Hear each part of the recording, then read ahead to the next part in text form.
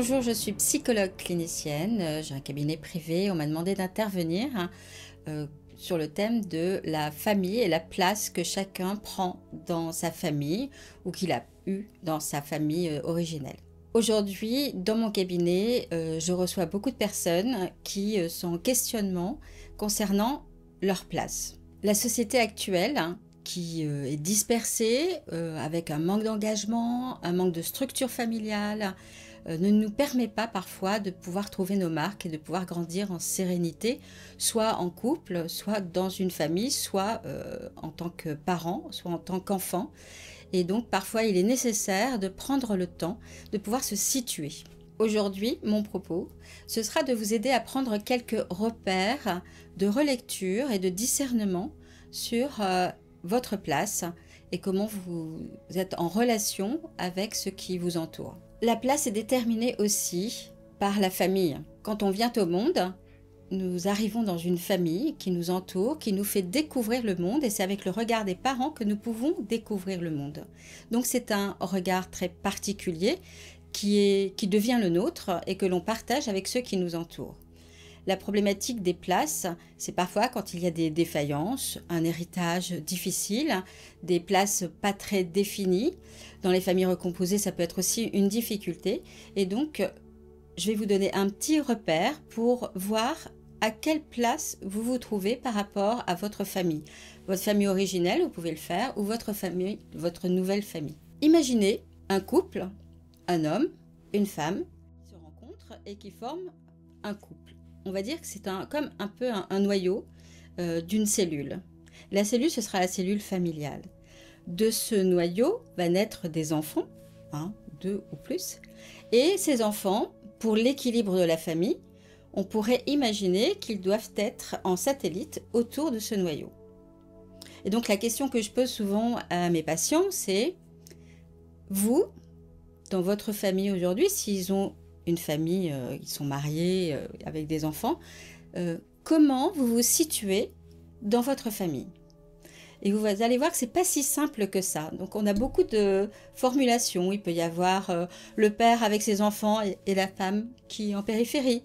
On peut avoir, dernièrement j'ai eu en fait le père, la mère et les enfants ensuite, sans centre de gravité. C'est un point de repère, c'est pas vraiment ce qui se passe, mais en tout cas c'est comment la personne se situe, mais elle se situe toujours en fonction de ceux qui sont autour d'elle. Ceux qui n'ont pas encore constitué une famille ou ils ont quand même une famille, ils viennent d'une famille. Donc pour relire leur famille, pareil, ils regardent où sont leurs parents, qu'est-ce qui s'est joué dans ce couple et où ils ont été mis. Dernièrement, par exemple, j'ai eu une patiente qui me disait, en fait, moi, j'ai mon frère qui était carrément à l'écart, qui ne fait pas partie, et puis moi, qui suis au milieu entre mes parents.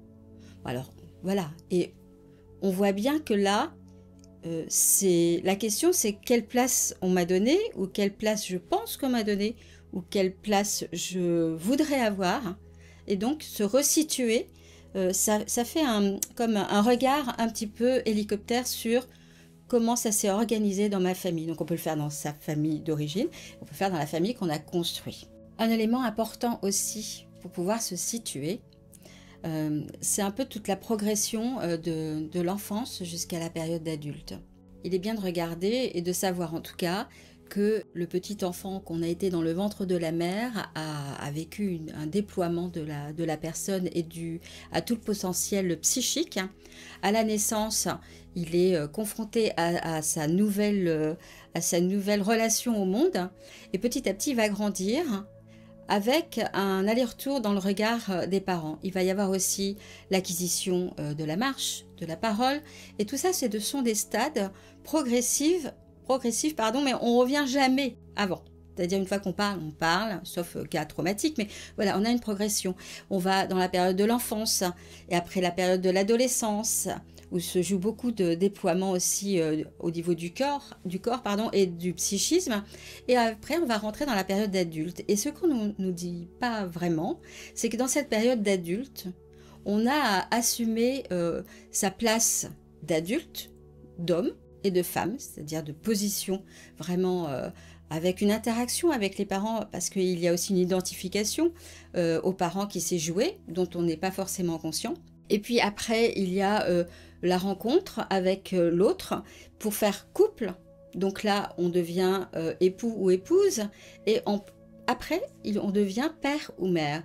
Et alors, ce qui est compliqué peut-être pour certains, c'est de prendre ces passages successivement aussi.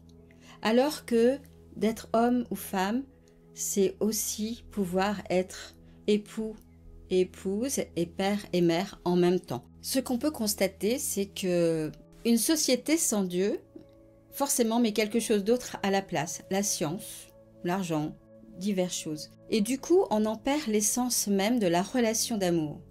Et donc, du coup, c'est difficile, on devient un peu égoïste. On est centré sur nos propres plaisirs, mais pas forcément nos désirs. La création du Seigneur, c'est de mettre en nous aussi un désir de Dieu. Et ce désir de Dieu, quand il n'est pas nourri, eh bien, on n'est plus dans la relation. Parce que être dans la relation, c'est aussi être dans la relation d'amour avec Dieu. C'est lui qui nous a aimés le premier et c'est lui qui nous fait découvrir l'amour que l'on peut avoir pour l'autre, pour nous, pour nos parents, pour notre conjoint, pour nos enfants. Du coup, c'est vrai que tous ces éléments, la société, ce qui nous entoure, les événements familiaux, parfois traumatiques, il y a parfois des points d'arrêt ou des points de fixation qui ne nous permettent pas de nous déployer, de porter du fruit. Souvent, nous disons ça. Et donc, il est important justement de prendre le temps de se repérer. Et si on voit qu'il y a des problématiques ou des souffrances ou des angoisses qui reviennent, il faut se faire aider. Il faut aller consulter parce que c'est important d'avoir un tiers. On ne peut pas le faire avec nos proches, on ne peut pas le faire qu'avec nous. Il est important d'avoir un tiers pour relire cette histoire et puis voir où est-ce que les points de fixation se sont mis et que je n'arrive pas à traverser. Alors consulter un psychologue ne fait pas, c'est pas la solution miracle. C'est comme tout, il va falloir être dans une relation de confiance. Donc, premièrement, quand on consulte un psychologue, au premier rendez-vous, il faut savoir s'il y a une relation de confiance et si on peut continuer, parce que sinon, on va rester dans une espèce de retrait. Donc, il faut savoir que le psychologue ne peut pas être le psychologue de tous les patients et vice-versa. Il faut aussi savoir que le chemin de guérison intérieure, on va dire, ne peut pas être en 24 heures. Hein. Il faut du temps. Il faut du temps dans les séances, mais il faut du temps aussi pour que la personne s'inscrive dans cette démarche, pour qu'elle puisse porter du fruit. Parfois, j'entends, mais en fait, je vais voir un prêtre, je ne vais pas voir un psychologue. Il faut déterminer aussi les fonctions. Le prêtre vous accompagne en tant que personne spirituelle. Il n'est pas forcément armé, même si certains le sont, dans un accompagnement psychologique. Il est bien aussi peut-être de prendre le temps de ne pas tout mettre sur le spirituel ou tout mettre sur le psychologique. On est des êtres d'esprit, on a un cœur, un corps, un esprit. Quand on a une douleur au niveau du corps, on va voir un médecin. Quand on a une souffrance spirituelle, on va voir un prêtre. Et quand on a une souffrance psychologique, on va voir un psychologue. La science est aussi bénéfique pour pouvoir... si Dieu nous a donné une intelligence, c'est pour s'en servir. La science est aussi bénéfique et elle peut apporter, comme un médecin peut apporter un soin au corps, le psychologue peut aussi permettre sur des blessures qui, j'ai l'habitude de dire, quand des blessures ne sont pas guéries de l'enfance ou de plus tard ou même adulte, c'est comme si on mettait un pansement, mais la blessure intérieure, si elle n'est pas guérie, elle s'infecte. Voilà, comme au niveau du corps. Et donc, il est temps parfois, et parfois il faut attendre le bon moment, mais il est temps de pouvoir regarder qu'est-ce qui m'a fait souffrir, qu'est-ce qui m'a blessé, pourquoi c'est encore là. Parce qu'en fait, cette blessure, si elle ne se guérit pas, dès qu'on s'approche, on a mal. Donc c'est un peu le signe aussi de blessures passées qui pourraient être guéries par la parole et on sait que la parole est importante. Les psychologues sont dans cette écoute de la parole. Parmi mes patients, je suis heureuse de constater que des patients qui étaient aveuglés par des difficultés et qui ne pouvaient pas voir leurs souffrances mais qui les ressentaient, petit à petit ont pu d'ailleurs guérir intérieurement mais aussi restaurer les liens autour d'eux. Parce on est des êtres de relation. Et souvent, quand on souffre, c'est une problématique relationnelle qui s'est mise en place. Et du coup, quand on souffre, les autres souffrent. Et on voit quand il y a un chemin. Souvent, on dit dans une famille, quand il y en a un qui consulte, il change de place et ça aide aussi toute la famille à reprendre une place. Donc on commençait par la question de la place. Elle est assez primordiale parce que si une personne ne prend pas sa place, par exemple d'épouse et de femme, et n'est plus que mère dans la famille, toute la famille va s'orienter dans une relation maternelle, mais pas une relation avec en face une femme et une épouse, et l'homme sera, et c'est pareil inversement pour la femme. Du coup, ça crée des tensions, et j'ai pu voir avec bonheur que de pouvoir faire une traversée et un traitement thérapeutique par la parole permet de justement resituer, voir la place que l'on a pris, et puis petit à petit guérir. La Sainte Famille est souvent donnée comme modèle. Donc en quoi elle serait un modèle? Bon, il y a beaucoup de personnes qui ont écrit dessus, j'ai vu des vidéos. J'aimerais juste ajouter que la Sainte Famille, c'est un modèle de chemin vers la sainteté.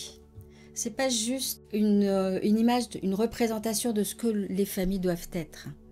C'est plutôt dans la place qu'ils ont pris tout au long de leur chemin. C'est la place de la femme, l'épouse et la mère, et comment ils ont habité leur place. Pour Joseph, l'homme et l'époux et le père.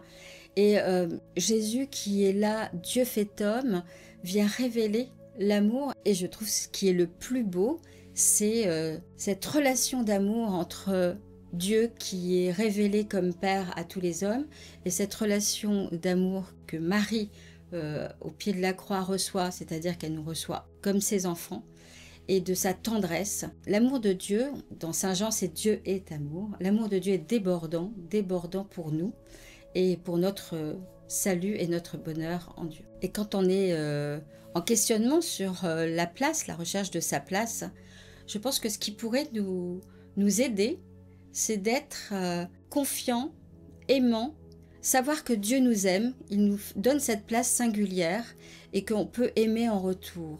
En fait, l'amour guérit. Donc, nous sommes dans cette espérance et dans ce positionnement où ça permet de ne plus être dans cette confusion, de ne pas savoir qui on est, si on doit choisir, comme aujourd'hui on nous dit de choisir, si on est un homme ou une femme, enfin beaucoup de confusion. Donc, on n'est pas des anges, on n'est pas des êtres spirituels, on n'est pas des fluid gender, ça c'est de la confusion. Il est important de se placer en premier lieu en tant que créature face au Créateur. Et la confusion ne vient pas de Dieu. Dieu est très clair. Il nous a créés hommes et femmes et à son image, avec tout son amour. Maintenant, si vous avez des questions à poser, vous pouvez les poser en commentaire. Soyez brefs et les poser avant midi pour que je puisse vous répondre demain.